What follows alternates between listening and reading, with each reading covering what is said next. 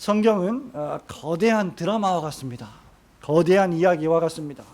여러분들이 좋아하는, 여러분들이 또 즐겨보는 드라마처럼 성경에도 여러 가지 스토리로 구성이 되어 있는데, 이러한 성경의 아주 거대한 하나의 이 드라마를 어떻게 잘 정리해서 설명하는지가 또 신학자, 또 강해자, 주석가들의 몫입니다.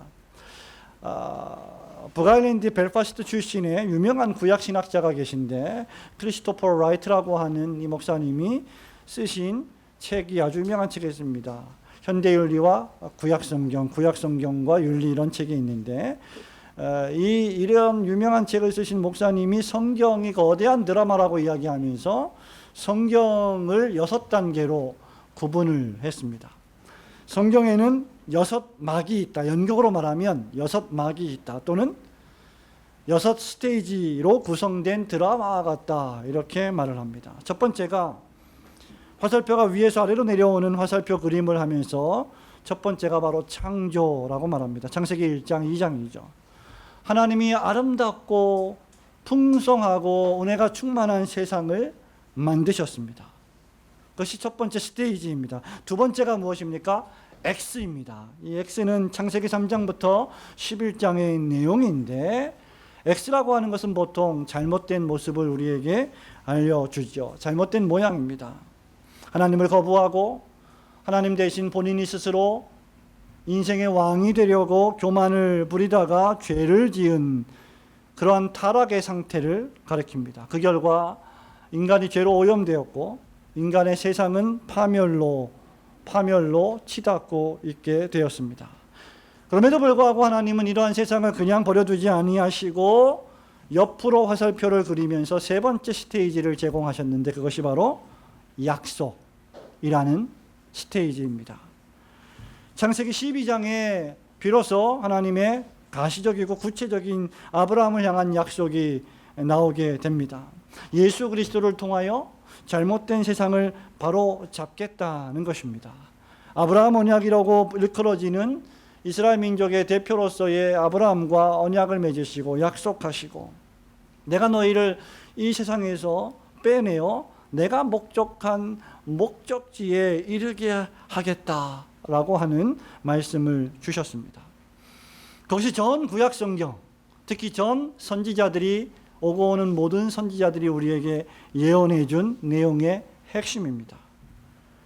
그리고 십자가 모양의 표시가 네 번째 스테이지인데, 그것이 바로 복음의 단계다라고 말합니다. 마태복음, 마가복음, 누가복음, 요한복음이 그 대표적이라고 할 수 있을 것입니다. 성경 드라마 전체의 중심이라고 할 수 있죠. 예수 그리스도께서 약속을 따라 오셨고 우리를 위하여 고난을 받으셨고 십자가에 돌아가셨고 부활 승천하셔서 하나님 보좌 우편에 계십니다. 예수 그리스도를 통하여서 이 잘못된 세상을 다시 회복시켜 주시겠다라고 하는 것이 복음의 단계의 핵심입니다. 다섯 번째는 옆으로 또 가는 화살표로서 바로 사도행전을 가리키는데 사명의 단계입니다. 부활 승천하신 예수 그리스도께서는 또 다른 보혜사 성령님을 보내어 주셨고 교회를 탄생시켜 주셨습니다. 유대인과 이방인을 포함한 모든 하나님의 택한 백성들을 교회를 통하여 구원하시겠다고 말씀하셨습니다. 그러므로 이 시대는 교회 시대라고 할 수 있을 것입니다. 물론 이 교회는 오순절 성령 강림 때 가시적으로 시작되긴 하였지만 구약 시대에도 여전히 존재했던 하나님의 목적과 계획 속에 있었던 교회입니다. 그러나 구체적으로 시작된 것이 바로 사도행전 오순절 성령 강림 때이지요. 마지막 여섯 번째가 무엇입니까? 그것은 바로 예수 그리스도의 재림으로 말미암아 완성될 새 창조입니다. 사명의 단계가 사도행전부터 요한계시록까지의 전 단계라고 한다면, 이제 이 재창조의 단계는 요한계시록 21장, 22장 성경의 마지막 장으로서 새로운 창조, 거룩한 성 예루살렘의 회복, 하나님이 선택하신 백성들을 하나님께서 완전히 거룩하게 하실 것이라고 하는 말씀의 핵심 내용입니다. 그런데 우리가 성경을 보통 신학자들이 세 단계로 구분하기도 하는데 창조, 타락, 구속 이렇게 구분하기도 하는데 좀 더 구체적으로 창조, 타락, 약속, 복음, 사명 그리고 새 창조 이렇게 구분하기도 합니다.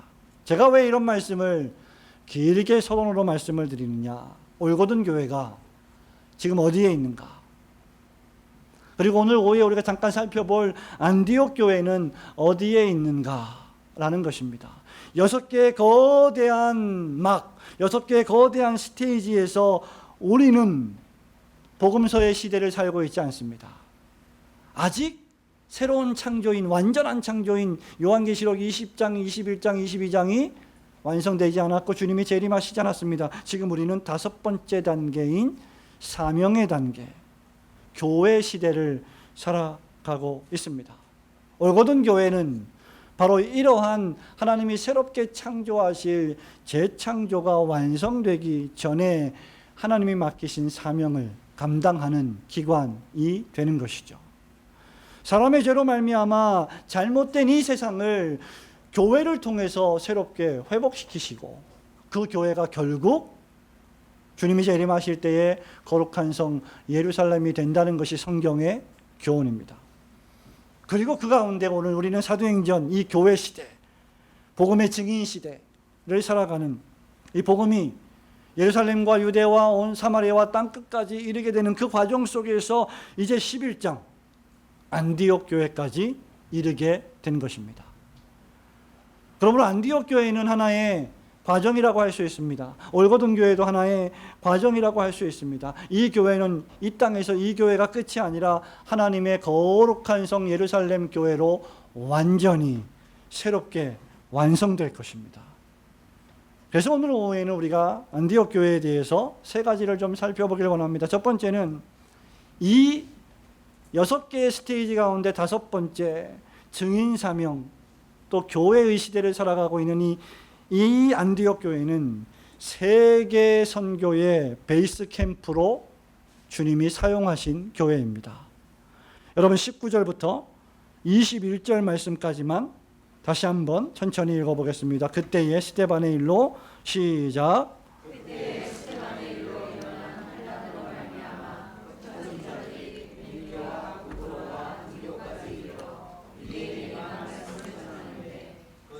구브로와 구레네 몇 사람이 안디옥에 이르러 헬라인에게도 말하여 주 예수를 전파하니 주의 손이 그들과 함께 하시며 수많은 사람들이 믿고 주께 돌아오더라. 아멘. 여러분 우리는 오랫동안 고넬료 사건을 살펴보았어요. 고넬료 사건의 마지막 핵심은 무엇이었습니까? 구원이 유대인들에게만 한정되지 않고 이제 이방인에게까지 임했다는 겁니다. 구원을 얻는 것이 생명 얻는 회개의 복음이 이방인들에게도 열렸다는 것이죠. 이방인들에게도 복음을 증거했다는 것입니다. 그런데 본문의 사건은 이제 그러한 생명의 복음이 헬라인에게도 증거되어야 한다는 것입니다. 예루살렘에서부터 시작한 복음이 유대와 사마리아를 거쳐서 그리고 이제 계속해서 북쪽인 구브로와 구레네에 이르고 바울과 바나바를 초대 선교사로 파송했던 선교의 베이스 캠프인 안디옥까지 증거되고 있는 것입니다. 복음이 계속해서 전파되고 있다는 것이죠. 여러분 지금까지 복음을 전하는 전초기지, 핵심 기지가 예루살렘이었다라고 한다면, 예루살렘이 특히 유대인을 중심한 복음 전파의 본부였다고 한다면 이제 안디옥은 더 이상 유대인에 한정되지 않고 복음이 세계로 퍼져나가는 선교의 전초기지 역할을 했다는 것이죠. 여러분 안디옥이라고 하는 도시는 본래 안티오쿠스의 아들 셀루쿠스가 자기 아버지의 이름을 기리기 위해 건립한 도시였습니다. 하지만 로마가 안디옥을 점령한 이후에 안디옥은 아주 강력하고 큰 도시로 발전하게 됩니다. 당시 로마 시대에 이 안디옥은 로마시와 알렉산드리아시 다음 가는 대단히 큰 도시로 급부상하게 됩니다. 대한민국으로 따지자면 서울, 부산, 대전 정도 되지 않을까요? 아주 많은 인구와 아주 활력이 넘치는 그런 도시였습니다. 매우 세련된 도시가 되었고 로마가 점령한 이후부터 상업과 종교의 중심지가 되었습니다. 수많은 사람들이 이 안디옥을 거쳐가게 되었습니다. 그런데 19절에 보면 스데반의 일로 일어난 환란이 헬라인에게도 주 예수를 전파하게 만들었다고 했습니다. 여러분 읽어볼 때 환란이 발생하면 사실은 싫잖아요. 저와 여러분이 예수님을 믿다가 여러분의 삶에 환란이 오거나 고난이 오면 그거 좋아할 사람이 사실은 누가 있겠습니까? 그런데 여러분 성경은 놀랍게도 이러한 환란이 올 때마다 그 환란들이 복음을 전파하고 교회가 부흥하고 성장하는 엄청난 계기가 됩니다. 오늘 본문 말씀도 똑같이 그런 일이 벌어진 것입니다. 환란이 도리어 복음 전파의 수단이 되었다는 사실을 우리에게 교훈해 주고 있습니다. 그런데 안디옥에 도착한 흩어진 주의 제자들이 예수 구원의 복음을 본문에 보니까 누구한테만 전했습니까?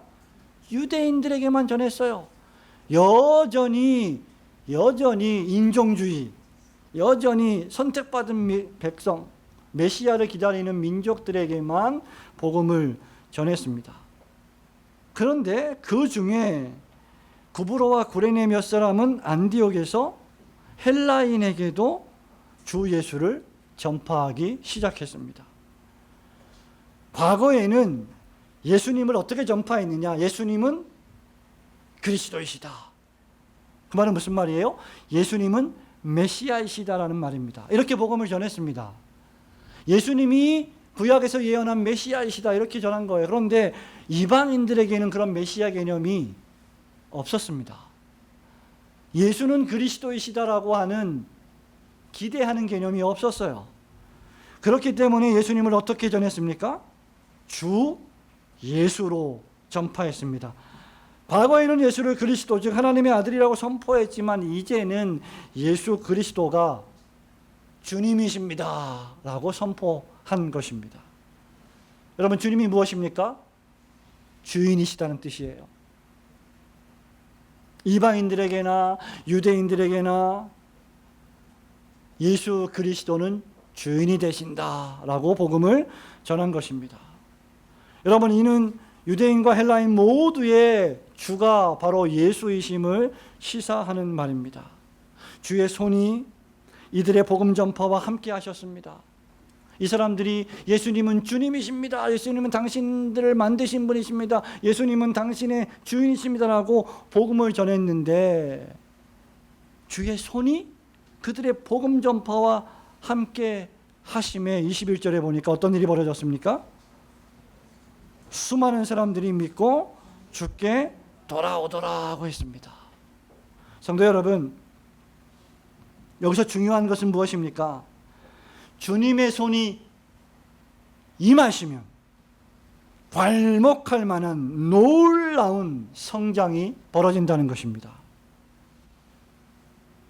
주의 손이 임하시면 교회가 놀라운 수준으로 성장한다는 말입니다. 개인적으로든 공동체적으로든 말입니다. 그렇기 때문에 중요한 것은 사람들의 숫자에 있지 않고 수많은 사람들의 숫자에 있지 않고 그들과 함께 하시는 주님의 손에 있습니다. 교회가 아주 많은 사람들이 모인다 할지라도 주의 손이 함께 하시지 않는다면 더 이상 교회가 아닙니다. 그런 교회를 가리켜서 우리는 구약적으로 말하자면 이가봇이라고 말하는 거죠. 하나님의 영광이 떠났다라고 말하는 것입니다. 시내산 아래에서 이스라엘 백성들을 생각해 보세요. 출애굽한 이스라엘 백성들이 원망하고 불평하다가 금송아지를 만들고 금송아지 앞에 절하고 우상 숭배를 저질렀습니다. 그들의 숫자는 많았어요. 하지만 그들은 주님과 함께하지 않았습니다. 따라서 우리는 주님의 손이 함께 하시는 교회를 위하여 끊임없이 기도해야 할 것입니다. 우리의 목표가, 우리의 본질이 숫자의 많고 적음에 있다기보다 주님의 손이 함께 하시는가 아닌가에 있어야 한다는 것입니다. 우리의 관심이 거기에 있을 때 주님은 비로소 우리를 더욱 축복하시고 성장시켜 주실 줄로 믿습니다. 주의 손이 함께 하시면 그 교회는 계속 성장할 것입니다. 안디옥 교회가 바로 그러했습니다. 예루살렘 교회는 이방인들도 하나님 말씀을 받았다는 놀라운 소식을 듣고 바나바를 안디옥까지 보냈습니다. 그리고 후일 이 안디옥 교회는 계속하여 성장해서 헬라와 로마를 복음의 나팔로 정복했던 세계 선교의 베이스 캠프가 되었습니다. 바울과 바나바가 최초의 선교사로서 안디옥 교회에서 파송을 받았습니다. 사도 바울이 떠났다가 돌아온 선교 여행의 기지도 역시 안디옥 교회였습니다. 여기서 복음이 헬라로, 그리스로, 그리고 복음이 그리스에서 로마로, 로마에서 서유럽으로 퍼져나가는 축복의 센터가 되었던 것입니다. 이렇게 이방인 최초의 국제적 교회였던 안디옥 교회는 세계 선교의 활주로가 되는 축복을 부여받았습니다. 안디옥 교회는 선교사를 파송했을 뿐만 아니라 돌아오는 선교사를 잘 돌보았어요. 교회 역사에서 가장 멋진 교회 가운데 하나가 되었습니다. 우리 올고든 교회가 비록 이제 5년이지만 안디옥 교회처럼 주의 손이 임하시는 교회가 되기를 소원합니다. 그 결과 많은 사람들이 믿고 주께 돌아오며 복음을 세계로 전하는 세계 선교의 전초 기지가 될 수 있기를 주님의 이름으로 축원합니다. 성도 여러분, 오늘 우리는 올고든 교회 설립 5주년을 맞이해서 감사함으로 예배를 드리고 있는데 오늘 많은 손님들이 오셨고 또 새로운 가족들도 오셔서 정말 그 어떤 주일보다 풍성한 예배를 드리고 있습니다. 오늘 오전에 2주 전에 우리 교회를 잠시 방문하여 예배를 드렸던 젊은 부부와 함께 제가 식사를 하면서 교제를 나누었습니다. 이 젊은 부부가 다니던 교회가 멀리 있는데 이 삼성 지역으로 한 1년 전에 이사를 왔습니다. 근데 그 교회는 분당에 있었는데 그 교회를 계속 다닐 수도 있는데 이 부부가 고민을 하기 시작을 합니다. 예배를 드리고 설교 말씀을 듣는데 설교의 메시지가 예수 잘 믿으면 복을 받고 주의 종을 잘 섬기면 복을 받고 모든 것이 복으로 연결이 되더라는 거예요. 그래서 아무리 생각해봐도 그것만은 아닌데 그것만은 복음의 메시지가 아닐 텐데 라고 하는 고민이 자꾸 생기기 시작을 했다고 합니다. 그래서 교회를 찾으러 떠나기 시작한 지 8개월이 지났대요. 아직 교회를 못 정한 겁니다. 그리고 우리 교회를 어떤 선교사님, 제가 모르고 있는, 그러나 그분이 저를 아는데 그 선교사님의 소개로 도무지 자기들이 8개월 동안 교회를 찾다가 한계가 있으니까 어떤 교회를 어떻게 찾을지 모르니까 그래서 SOS를 청했더니 우리 교회를 소개를 해 주셨다는 거예요. 그래서 지지난주에 오셨고 마침 제가 출타했는데 한 주 걸러서 오늘 또 오셨습니다. 근데 이분들이 하는 말씀이 하나님의 말씀인 성경을 강해하는 설교를 듣고 싶어 교회를 찾고 있습니다. 이런 얘기를 하는 거예요. 여러분, 하나님께서 하나님의 말씀 듣기를 좋아하는 성도들을 우리 교회로 보내실 줄로 믿습니다. 주님의 은혜가 임하면, 주의 손이 함께하면, 주의 손이 임하면 세상에 좋은 그런 말들, 세상의 복음들 있잖아요. 세상의 복음이 아니라 정말 복음인 성경의 말씀을 좋아하는 성도들이 될 줄로 믿습니다. 우리 안디옥 교회가 그런 성도들을 또 잘 맞이해서 이 짧은 세상, 이 짧은 시간 하나님 나라에 갈 때까지 이 교회에서 함께 협력하고 하나님 나라를 확장하고 교회를 든든히 세워갈 수 있는 멋진 교회가 되기를 소원합니다. 여러분, 두 번째로 안디옥 교회는 어떤 교회였는가? 위로의 사람, 바나바라고 하는 이 위로의 사람의 위로와 사랑의 권면이 풍성한 교회였습니다.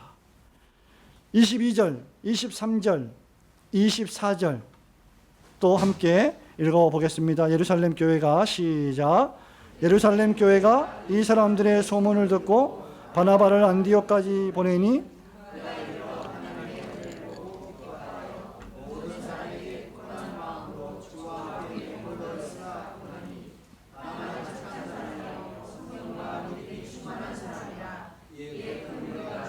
더하여 지더라. 아멘. 예루살렘 교회가요, 안디옥 교회가 많이 성장한다는 소식을 듣고, 저기를 누굴 보내서 좀 잘 가르쳐야 되겠다, 잘 성장시켜야 되겠다, 지도해야 되겠다, 그래서 보낸 사람이, 뽑아서 보낸 사람이 바나바예요.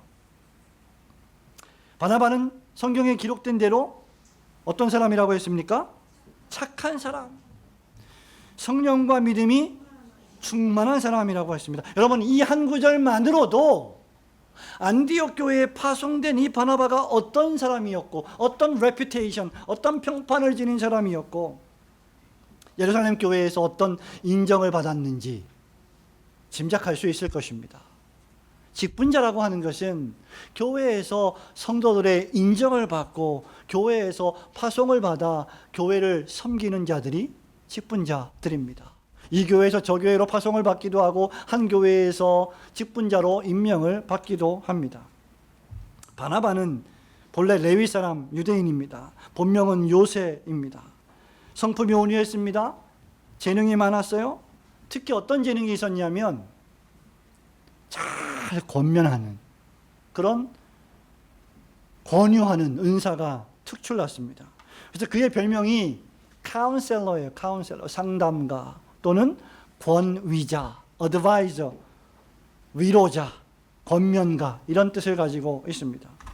여러분이 바나바가 어떤 사람입니까? 사도행전 4장 36절 37절에 보면 이 사람은요, 그냥 성령과 은혜와 그런 착한 사람, 충만한 사람 정도가 아니라, 말로만 주의 사역을 한 것이 아니라 믿음의 실천자였습니다. 자신이 가지고 있던 재산을 팔았어요. 땅을 팔았어요. 토지를 팔았어요. 집을 팔았어요. 그래서 그것을 사도들 앞에 두어서 교회를 위하여 잘 사용해 주십시오라고 맡긴 믿음의 소유자입니다. 그 사람이 바나바예요. 바나바의 특장점이 무엇일까? 사랑을 실천하는 사람이라는 것입니다. 내 땅도 내 것, 네 땅도 내 것, 내 집도 내 것, 네 집도 내 것. 예? 그런 사람이 아니었어요. 내 돈도 내 것, 너의 돈도 다 내 것. 아니에요. 모두가 다 주님이 주신 물질이기 때문에 우리 이 물질을 하나님의 나라와 교회를 위하여, 성도를 위하여, 주의 종들을 위하여 사용하자라고 기꺼이 드릴 수 있었던 사람이었습니다. 아나니아와 삽비라와는 차원이 다른 인물들이었습니다. 실천, 사랑을 실천하는 겁니다. 오늘날 우리 시대의 가장 큰 문제는 무엇일까요? 지나친 비판 의식이라고 할 수 있을 것 같습니다. 요즘은 무슨 우라통의 시대인지 그냥 뉴스를 봐도 전부 우라통이 나고요. 대화를 해도 우라통이 나고요. 예? 그냥 둘이 모였는데도 싸우고요. 둘밖에 없는데도 싸워요. 입만 열면 비판 일색입니다. 포용하지 못하고 대화하지 못하고 그저 비판하고 욕하기에 아주 최적의 시대가 지금 우리가 살고 있는 시대입니다. 다른 사람이 잘 되는 꼴을 도무지 보지 못합니다. 다른 성도가 열심히 봉사하는 것을 도무지 참아 보지를 못해요. 그러면 봉사하면 한다고 뭐라 그러고 봉사 안 하면 안 한다고 뭐라 그러고 어떻게 할 거예요, 그러면? 어떤 교회가 성장했습니다. 그러면 우리 반응이 어때야 돼요? 이 어려운 시대에 정말 정말 좋다, 정말 잘한다. 아이고, 야, 정말 주님의 은혜구나. 말씀대로 잘 하니까 또 성장을 하는구나. 그런 교회가 또 있구나. 이렇게 막 칭찬해 주면 좋은데, 그 교회에 조금만 문제가 없는 교회가 어디 있겠어요? 있잖아요. 조금만 문제점을 집요하게 파고들어서 흠집을 냅니다. 그것밖에 안 보이는 거예요, 그 사람한테는. 여러분, 이게 뭡니까? 시기와 질투예요. 예루살렘 교회는 그러지 않았습니다. 성장하는 교회를 더 성장하도록 누굴 보냈어요? 바나바를 보냈어요. 반대 안 했겠어요? 어떤 사람들이? 야, 바나바가 얼마나 좋은 사람인데 왜 거기다 보내? 우리 교회 필요한데. 이러지 않았겠습니까? 교회가 성장하면 어떤 일이 벌어지는지 아세요? 중등부, 고등부, 청년부, 대학부, 주일학교, 영아유치부 많은 기관들이 있는데 거기에 담당 목사님, 전도사님, 부장님, 부감님, 선생님, 주임 선생님, 보조교사 쫙 있어가지고 연말 되면 어떤 일이 벌어져요? 선생님 쟁탈전 벌어지는 거죠. 좋은 교사를 우리 부서에 먼저 데려와야 돼. 이거 갖고 싸워요. 그리고 절대로 좋은 교사를 딴 부서에 안 보내요. 한 교회 안에서도 그런 일들이 벌어집니다. 여러분, 스프롤 목사님이 이 본문에 대해서 이렇게 말한 바 있어요. 건설적 비판이란 것들은 대체로 파괴적입니다. 우리는 건설적으로 비판한다라고 말을 하지만 사실 건설적 비판이 존재하기는 하지만 그런 비판은 언제나 파괴적으로 끝나는 경우가 많습니다. 건설적으로 비판한다고 하기 시작하는데 결과는 파괴를 시키는 거예요. 가능하면 비판하지 않는 것이 좋습니다. 건설적 비판은 스프롤 목사님이 이렇게 얘기합니다. 언제나 격려의 영으로 흠뻑 젖어서 나타난다.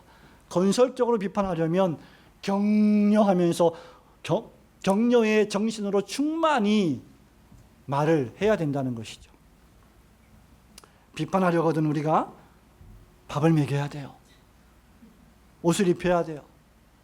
격려해 줘야 돼요. 사랑의 마음으로 해야 합니다. 바나바는 이런 사랑과 격려로 충만한 사람이었습니다. 그는 안디옥 교회 부흥과 성장을 시기하거나 질투하지 않았습니다. 도리어 그는 기뻐했습니다. 나아가 23절에 보니까 모든 사람에게 이렇게 말합니다. 주님께 굳은 마음으로, 견고한 마음으로 붙어 있으라. 딱 붙어 있으라. 딱 풀로 붙여갖고 떨어지지 않도록 종이와 종이를 붙이듯이 주님께 붙어 있으라 고 말합니다. 또한 모든 사람들이 두려워하고 만나기 꺼려하는 문제의 사나이 사울, 조금 전만 해도 교회를 핍박하고 잔해하고 예수 믿는 신자들을 잡아 죽이려고 했던 그 사울이 주님을 만나고 변화를 받아서 바울이 되었는데 그 바울이 잠시 지금 아무도 만나주지 않아서 혼자 있는데 그 바울이 어디 있는지 모르는데 바나바가 그 바울을 찾기 시작합니다. 수소문합니다. 그리고 데리고 왔습니다. 함께 1년 동안 큰 무리를 가르친 인물도 역시 바나바였습니다. 여러분 생각해 보세요. 안디옥 교회에 파송을 받았습니다. 그러면 이 안디옥 교회 지금 리더가 누굽니까? 바나바예요. 그럼 그 리더십을 누구한테 쉽게 주겠습니까? 그런데 지금 바나바를 보세요. 어떤 사람입니까? 사울을 찾아서 사울을 데려와서 사울로 하여금 하나님 말씀을 가르치게 하는 놀라운 일을 바나바가 하는 겁니다. 바나바는 자신의 재능, 자신의 능력, 자신의 위치가 무엇인지를 매우 잘 알고 있었던 겸손한 인물입니다.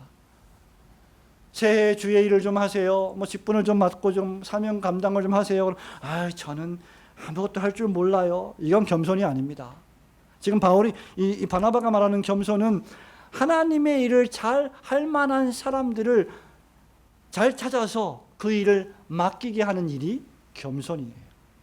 모든 그리스도인들은 이미 우리가 일꾼이라고 오전에 말씀드린 바가 있습니다. 바나바가 그렇게 많은 사람들을 격려했고 사람들이 만나기를 꺼려하는 사람들까지도 격려해서 주의 일을 부탁했던 인물이다. 그래서 여러분, 교회에 바나바가 많아야 평안합니다.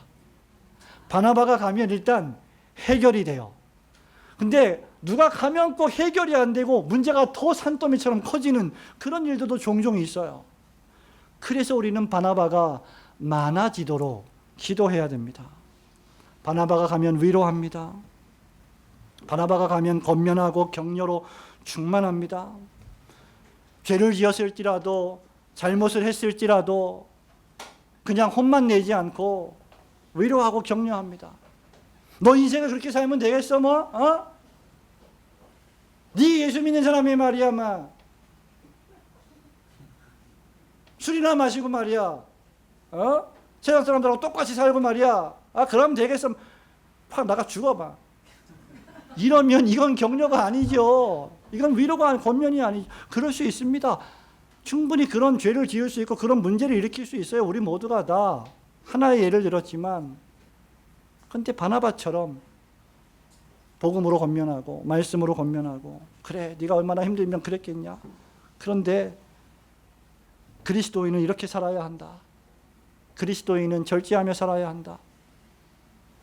술 취하지 말라고 하지 않았냐. 그러니까 이렇게 얘기해요. 술 취하지 말라 그랬지 술을 마시지 말라 그러지 않았잖아요. 여러분 몇 잔을 마셔야 술을 취하는 겁니까? 그 기준이 어디에 있어요? 그래서 바울처럼 바나바처럼 우리는 권면하고 격려해야 합니다. 바나바는 수많은 사람들을 위로했습니다. 용기를 북돋아 주었습니다. 힘을 공급해 주었습니다.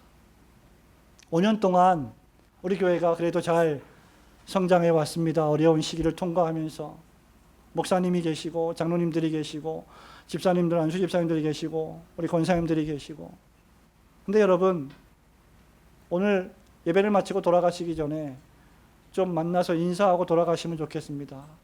5년 동안 참 수고 많으셨습니다. 목사님 때문에 장로님 때문에 집사님 때문에 권사님 때문에 이렇게 우리 교회가 아름답게 성장을 했습니다. 정말 수고하셨습니다. 여러분 그게 권면이에요. 그게 격려예요. 그게 위로예요. 그러면 기쁨이 충만합니다. 꼭 선물을 가져올 필요는 없어요. 선물도 괜찮아요. 서로에게 선물하고 힘써 수고했습니다. 정말 우리 더 열심히 앞으로 주의 일을 위해서 힘을 씁시다. 그렇게 격려하면서 나아갈 때 교회는 더욱 든든히 세워져 갈 것입니다. 바울은 로마서 12장 15절에서 그리스도인들에게 이렇게 권면합니다. 우는 자들과 함께 울고 기뻐하는 자들과 함께 기뻐하라. 바나바가 실로 그러했습니다. 여러분 제가 절대로 이 말은 여러분들에게 그렇게 하라고 하는 말이 아닙니다. 오늘 오전에 아침에 일찍 예배를 드리기 전에 청년 한 명이 저에게 와서 요만한 선물을 하나 주는 거예요. 상상도 안 했고 기대도 하지 않았어요. 원래 기대 제가 안 합니다. 기대 안 하는 게 좋아요. 근데 요만한 선물을 갖고 왔어요. 그러면서 뭐라 그러냐면 목사님 교회 5주년 설립 5주년 기념이잖아요. 선물이에요. 근데 왜 나한테 선물하냐고. 교회 5주년인데. 근데 그게 너무 기쁜 거 있죠. 선물이 아니라 그 목사님을 생각하는 마음, 그 마음이 너무 행복한 거예요. 너무 기쁜 거예요. 너무 즐거운 거예요. 그게 목회의 보람이에요. 꼭 선물 가져오는 말이 아닙니다. 말 한마디가 선물이에요, 우리에게는. 자, 그렇게 할 때 어떤 일이 벌어집니까? 바나바처럼 그렇게 권면하고 위로하고 서로 사랑을 나눌 때 어떤 일이 벌어져요? 그 결과 큰 무리가 주께 더하여졌다. 여러분 오늘 새 가족들이 몇 가정 오셨습니다. 우리 장로님, 우리 전사님 가족도 오셨습니다. 우리 선교사님 가족도 오셨습니다. 그런데 이렇게 새 가족들이 오는데 우리 교회가 싸우고 있어. 서로 보지도 않고 이렇게 안 보고 이렇게 대면 하면 그분들이 모르겠어요. 영을 갖고 있는 사람들인데 딱 보면 알아요. 이거 좀 이상한데? 교회 성장은 다른 거 아닙니다. 우리가 하나님을 사랑하고 하나님을 사랑하듯 먼저 우리 성도들을 사랑하고 이웃을 사랑할 때 교회는 성장하는 것입니다. 주의 손이 임하고 바나바와 같이 권면하는 사람들이 많을 때 큰 무리가 주님께 더하여지는 줄로 믿습니다. 마지막 세 번째는 이것입니다. 안디옥 교회는 신약의 신자들이 비로소 그리스도인이라고 일컬음을 받게 된 최초의 교회였습니다. 그리스도인이라는 단어는 신약에 딱 3번만 나옵니다.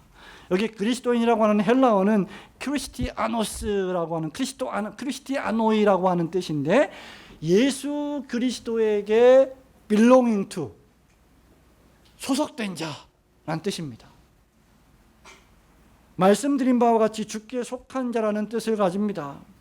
하지만 원래 이 단어는 교회가 만든 단어가 아니에요. 신자들이 만든 단어가 아니에요. 너 예수 믿어? 너 크리스티아노스네? 이렇게 만든 단어가 아니에요. 이 단어는 원래 예수 그리스도를 믿는 사람들을 조롱하고 경멸할 때 주로 사용되었던 비신자들이 사용하던 말입니다. 예를 들면 예수쟁이들, 안 믿는 사람, 저 예수쟁이들, 저 개독들. 왜 개독이라고 하는지 모르겠어요. 이렇게 얘기할 때 이렇게 조롱하는 말로 쓰는 겁니다. 그러나 하나님의 자녀들은 이 단어를 기쁘게 환영했습니다. 안디옥 교회 신자들은 비신자들이 조롱 섞인 말로 크리스티아노이, 크리스티아노스라고 부를 때 그것을 영예롭게 생각했습니다. 저 예수쟁이들, 아이고, 이 말을 기쁘게 생각했다는 것이죠. 바울이 헤롯 아그리파 1세의 아들 아그리파 2세에게 신문을 당할 때요, 그에게 복음을 전파했습니다. 그때 아그리파가 사도행전 26장 28절에서 이렇게 말합니다. 아그리파가 바울에게 이르되 네가 적은 말로 나를 권하여 그리스도인이 되게 하려 하는도다. 크리스티아노이가 되게 하려고 하는구나. 네가 지금 아이고 내가 넘어갈 줄 아느냐 이 말입니다. 이런 경우에 그리스도인, 크리스티아노스는 경멸의 대상이에요. 마가복음 14장 26절에서도 주님을 부인하기 전에 불을 쬐고 있는 베드로를 보고 어느 여종이 사람들에게 이렇게 말하죠. 여종이 그를 보고 곁에 서 있는 사람들에게 다시 이르되 이 사람은 그 도당이다, 그 도당이다 라고 하되, 이렇게 기록을 했습니다. 여러분, 이것을 현대어로 번역한 공동 번역에 보면 다음과 같습니다. 그 여종이 그를 보고 곁에 있던 사람들에게 다시 저 사람은 예수와 한패입니다 라고 말했습니다. 이 뜻이에요. 베드로는 이런 경멸을 참아내지 못하고 피했습니다. 예수님을 부인했습니다. 그리고 회복된 이후에 베드로는 다시는 예수님을 부인하지 않고 진정한 크리스티아노스가 되었습니다. 신자에게 크리스티아노이, 이것이야말로 진정한 능력입니다. 세상은 진정한 능력을 정치적인 권력, 세상의 직급, 가지고 있는 재산으로 평가하지만 그리스도인에게 진정한 능력은 크리스티아노인가 아닌가에 달려 있습니다. 진정으로 거듭난 신자인가 아닌가에 달려 있다는 말입니다. 왜냐하면 신자가 그리스도에게 속해 있을 때에만 그는 진정한 생명력을 발휘하기 때문입니다. 교회를 다녀도, 교회를 왔다 갔다 해도 내가 정말 크리스티아노스, 그리스도에게 속한 것이라고 믿지 않는다면 그 사람에게는 생명이 없습니다. 생명이 역사하지 않습니다. 고린도후서 1장 21절 22절에서 바울이 이렇게 고린도 교인들에게 말합니다. 우리를 너희와 함께 그리스도 안에서 굳건하게 하시고 우리에게 기름을 부으신 이는 하나님이시니 그가 또한 우리에게 인치시고 보증으로 우리 마음에 성령을 주셨느니라. 예수 믿는 신자는 어떤 사람이냐? 예수 그리스도 안에서 굳건해지는 사람이고 그리스도께서 성령을 주셔서 성령이 우리 안에 계신 사람들입니다. 그래서 불신자들은 절대로 예수 그리스도 안에 있을 수 없는 겁니다. 오직 크리스티아노스만 그리스도 안에 있을 수 있습니다. 오직 그리스도인만 주님께서 자신의 소유로 인치십니다. 그래서 바울이요, 베드로전서 4장 16절에서 아까 얘기했죠. 주님을 부인했던 바울이 이렇게 말해요. 나중에 요한복음 21장에서 회복된 이후에 내가 나를 더 사랑하느냐? 내가 나를 이 사람들보다 더 사랑하느냐? 주여 그러하이다. 내가 주를 사랑하시는 줄 주님이 아십니다라고 고백했는데 그 이후에 베드로전서 4장 16절에서 이렇게 말해요. 만일 그리스도인으로 고난을 받으면 부끄러워하지 말고 도리어 그 이름으로 하나님께 영광을 돌리라. 술을 좋아하던 친구가 이제 복음을 받아들이고 예수님을 영접하고 예수님을 믿고 교회를 다니면서 신자답게 살기 위하여 이제 더 이상 술에 취하지 않겠다. 아버님과 함께 고기를 먹으면서 와인 한 잔 정도는 할 수 있겠지만 이제 직장 생활하면서 술을 진탕으로 마셔서 필름이 끊기는 일은 없겠다라고 결정을 하고 안 마시기 시작할 때 무슨 일이 벌어집니까? 고난이 시작이 됩니다. 이 자식 봐라 이거. 이제까지 진탕 엊그저께만 해도 진탕 퍼마시던 놈이 뭐 네가 신자야? 아이고야 막 너도 변했어?